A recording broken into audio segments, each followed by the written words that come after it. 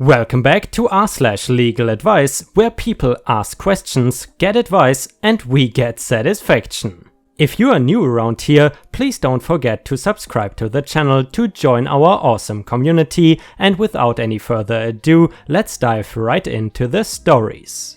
And the first one is titled, "Renters are refusing to pay, said lease is null and void since we have decided not to renew their lease, in AZ."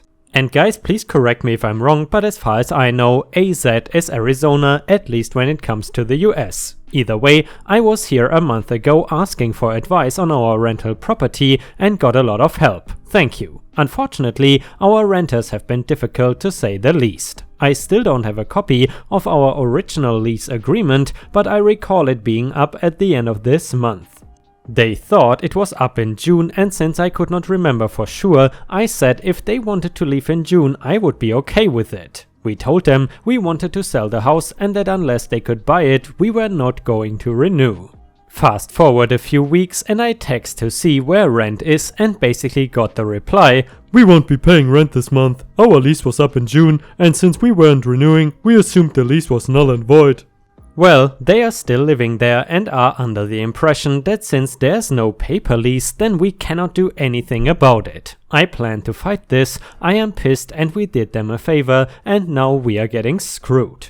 I am sending my 5-day letter today and following up with the eviction process, but my question is, if the lease did in fact expire last month, with them staying there, do we automatically assume they are extending this month and however long they decide to stay? Basically, they are squatting at this point, so can we even go after them for money owned? What are my rights as the owner of the home? Thanks for any information you could help me with.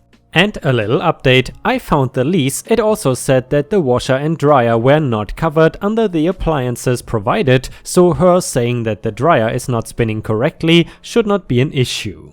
The only thing I can say they can get me on is that I was supposed to provide them with their copy within 10 days, but it was not asked for until last month. Will this void the lease or screw me over? And a user in the comments mentioned, many standard leases have a clause where contracts become month to month after the lease ends unless non-renewal is expressed. 60 to 30 days before the end of the lease. What is going to hurt you is that you don't have a lease, but you do have all the payments they made previously, so when you inevitably take them to court, you can prove that they were tenants and that you both agreed that the lease ended in June, therefore they need to leave. You may or may not be able to get July's rent, but the court should rule that they need to leave. Of course, this means that they can stay there until that ruling happens, which sucks overall. And guys, I'm sure that some of you in the comments are actually landlords, and I'm curious, have you ever had to deal with entitled squatters? Let us know about your experiences with squatters in the comments. Continued, the renters who won't move out because the lease is up. They are now saying we never provided them with a copy of the lease in a timely manner. I am reading over Landlord/Tenant Act and came across this. If there is a written rental agreement, the landlord must tender and deliver a signed copy of the rental agreement to the tenant, and the tenant must sign and deliver to the landlord one fully executed copy of such rental agreement within a reasonable time after the agreement is executed. A written rental agreement shall have all blank spaces completed. Non-compliance with this subsection shall be deemed a material non-compliance by the landlord or the tenant, as the case may be, of the rental agreement. Does that mean that the lease is void? As of right now, it is a he said she said scenario. I have hired an attorney, however, we don't have our meeting until Monday. And a user in the comments said, the lease's terms could be void, but I doubt that means they get to live there for free. And you know guys, speaking about rent and all that, I would love to know, are you a homeowner or do you rent something? Personally, I gotta be honest, maybe this is because I'm younger, I very much like renting something and not really getting involved in some property for a long term. It just feels at this time of my life, I don't want to have a little house or something, I just want to rent something wherever I want. And I gotta tell you guys, the rent here in Thailand where I'm living, it's absolutely spectacular. I am currently paying something like $300, and in the western parts of Europe or America, that would probably get me, probably nothing. Either way, let's continue with the next one. And the next one is the final update to the squatter/renter story. Update: just left court, we won. They are appealing the ruling. Basic summary of what happened. They asked me if they paid rent, I said no. They asked them if they didn't pay for a legal reason, and she said, yes we did. All smart as she told them that we didn't provide her with the original lease, just a digital copy. Then, when that did not fly, they told the judge that I texted them that they didn't have to pay. He asked to see it and the text said, hey, just wondered if there's any update. I have someone interested in the house. And then 3 days later, I texted, when can I expect rent? And the judge goes, where does it say you didn't have to pay? And she said, well, that's how I read it. And the judge said, it's not how I'm reading it. She also said that in the lease it says we have to give them a 90-day notice to move. It does, but if she read the whole section, it says if we need to break the lease, then we need to give them a 90-day notice. She said that the lease ended on June 30th and the judge was like, well, that doesn't matter, you still have to pay. The lease automatically goes month to month. And then he basically said that nothing on the lease matters at this point because they didn't pay, that if they did, then we could talk about what the lease said, but they never paid. He asked me if I wanted to evict them and I said, not really. I want them to pay me the rent that is owed and to move out at the end of the month. If they agree to pay me rent, I will remove all the late fees and court costs. And the judge asked them if they agreed and they said no. Like, are you crazy? Anyway, the judge was like, I rule in favor of the plaintiffs. And they said we are appealing and he said, well, that's your right. And that's basically it. So we can have the constables lock them out next Tuesday, but who knows how long this appeals process is going to take. We are having a real sit down with our attorneys before we did a phone consultation so we can know what we can expect and what we need to do to prepare. What was once an $800 rent, mind you the comps are $1,250 for the house, we were just giving them a killer deal to help them out, has now turned into $1,350 with 6% added each day until they move. They literally had an out but didn't take it. One more thing, everything they had complained about I have irrefutable evidence against, so I think we are good, but it still sucks that we have to go through all of this. I still don't know what to expect with the appeals process, but I am feeling more confident.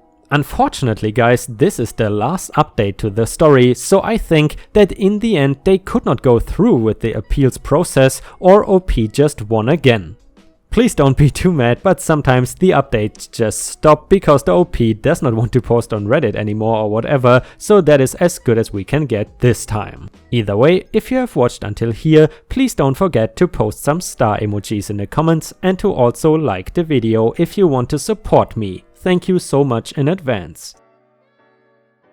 Texas pecan tree severely cut back by trimmers who came to the wrong yard. My mother-in-law called my spouse in tears because when she got home from a long vacation, she found that the pecan tree that they had planted 33 years ago had been cut back by about 40%, severely impacting the shade the tree was providing to her home and possibly threatening its health. Additionally, all of the ripe pecans were gone from the tree and yard, and the remaining crop on the tree are falling while not yet ripe. Now, presumably due to the trauma. She was able to find out who the tree trimming company was, and they told her that they were not liable for their error, of course, and the police told her that they had not criminally trespassed because she doesn't have a no trespassing sign posted. I've told her to contact an arborist to evaluate the damage done to the tree and that she may need to pursue this as a civil suit, but she's not sure what sort of lawyer she needs to contact. This tree was planted by my late father-in-law when my spouse was a child, and they feel nearly like they have lost a family member from this violation. All of this is in Midland County, if that makes any difference. And a user in the comments said she can contact the Texas bar and they will usually refer you to the right type of attorney. Similarly, if you are already in contact with an arborist, they may be able to recommend an attorney that they have worked with in the past and has handled similar cases with them. And a user in the comments also suggested, I agree with the commenter directing her to contact the Texas bar, I just want to provide some clarification about trespassing. Criminal trespass is a crime, but there is also a tort of trespass. I don't practice in Texas, but I looked up their law on criminal trespass, and that section states in relevant part A person commits an offense if the person enters or remains on or in property of another, including residential land, agricultural land, a recreational vehicle park, a building, or an aircraft or other vehicle without effective consent, and the person 1 had noticed that the entry was forbidden, or second, received notice to depart but failed to do so.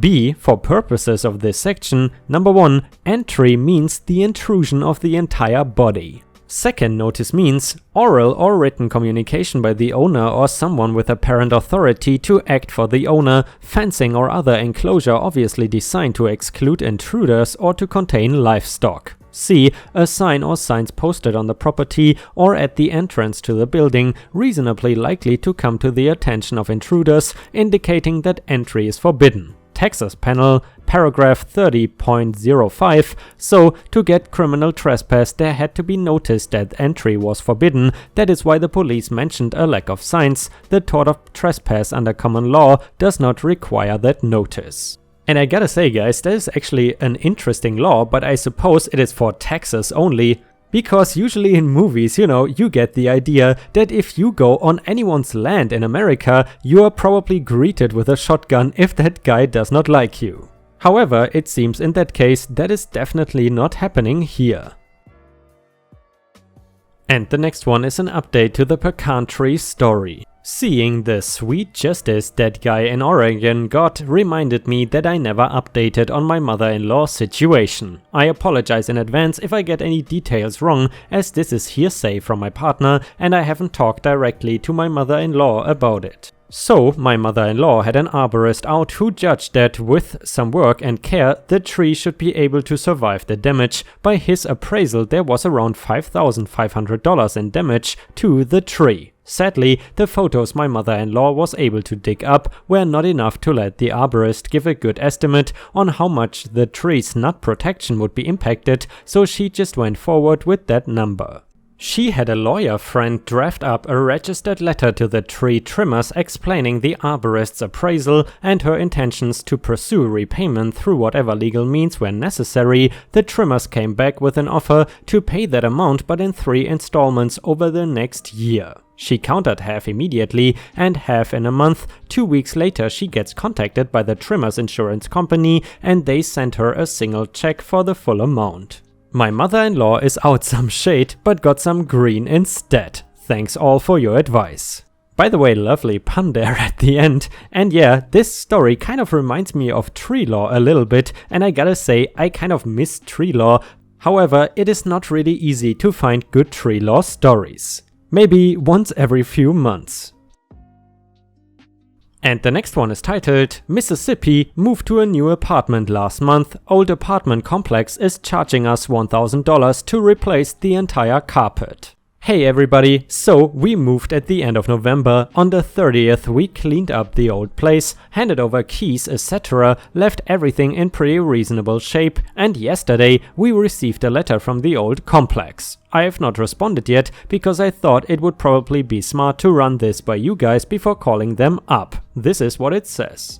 Dear Ryan Smith 18, our records indicate that you owe a total balance of $667 for the above mentioned apartment. Each charge is listed in an itemized statement below.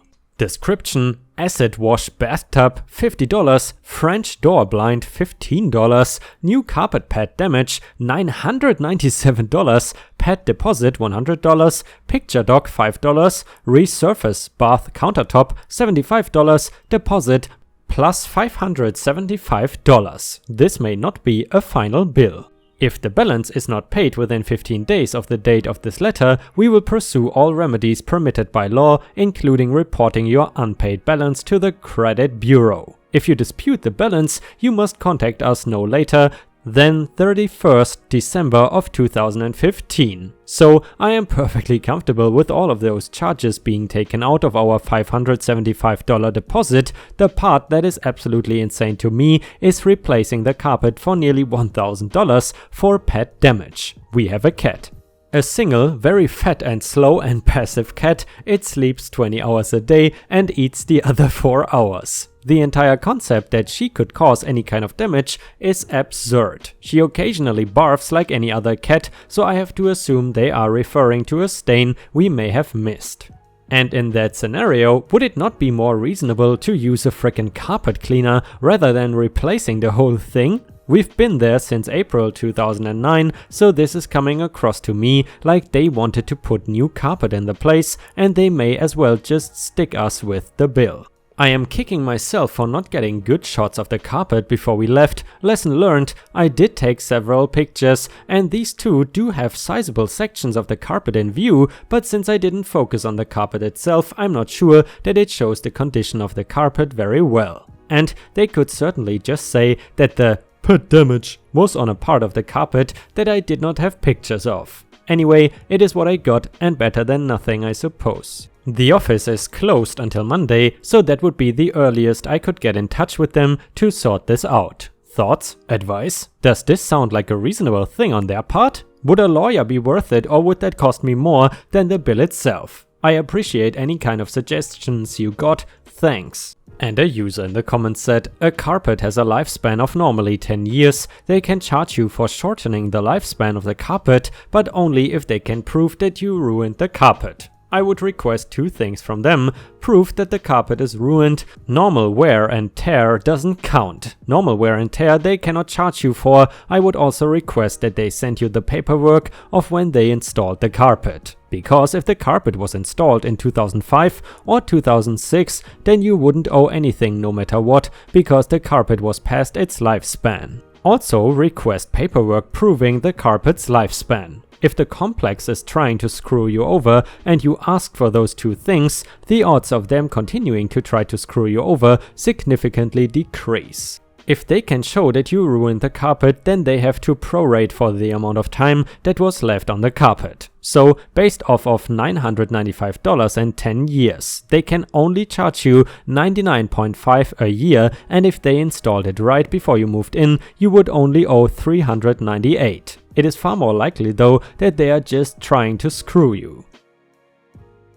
And the next one is an update to the apartment in Mississippi story. Don't know if any of you all would care or not, but I wanted to thank everybody for the advice I received here back in December. Prior to this experience, I had never been involved in any kind of legal dispute, not in the slightest. I had never mailed a certified letter in my life, but I did so per the advice of user Megatrax and NTSP. Having a paper trail showing my work at disputing this put my mind at ease, so that if I ever had to go to court over this, I would at least have that showing that I was not brushing them off. Anyway, the old apartment complex provided pictures of the damage. Turns out it was not a stain that could be shampooed out, but rather pet urine that had soaked underneath the carpet. Looking back, I can remember the cat doing that a couple of times when her litter box would become too full, usually if we were out on vacation for a week or so.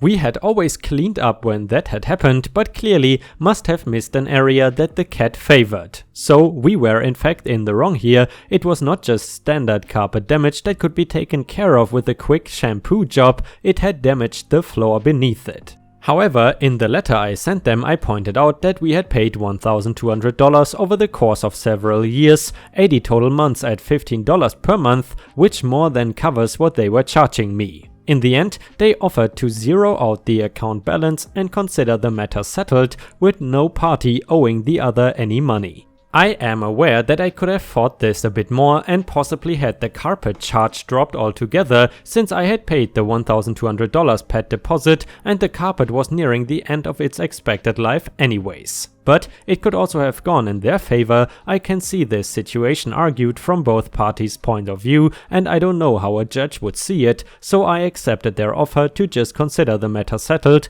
and not fight it any further. To me, that deposit was paid over 6 years ago, so it is not exactly money that I miss. I am okay with parting ways with it if it means not having to drag this thing to court. Again, thank you all for the advice provided in the original post to help me do this correctly and bring up specific points that ultimately led to them settle with us rather than duke it out in front of a judge.